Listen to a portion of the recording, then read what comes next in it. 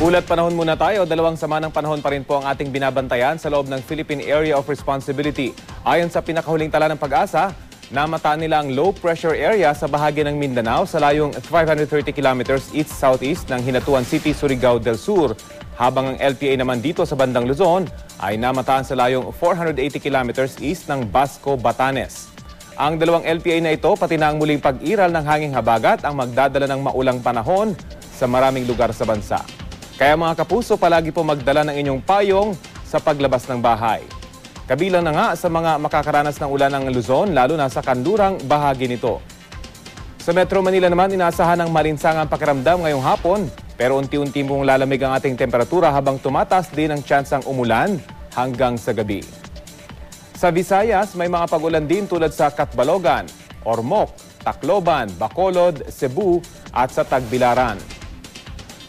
Malawakang pag-ulan naman ang inaasahan sa buong Mindanao, kaya maging alerto po tayo sa posibleng flash floods at landslides sa ating mga lugar.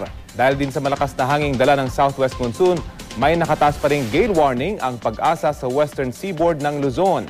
Sa mga papalaot, lalo na sa maliliit na sasakyang pandagat, delikado po ang kondisyon ng karagatan dahil sa mga along higit 2 metro ang taas. Kaya hanggat maaari ay huwag na munang maglayag. Ano man po ang panahon, magplano, magsiguro, makibalita sa GMA Weather.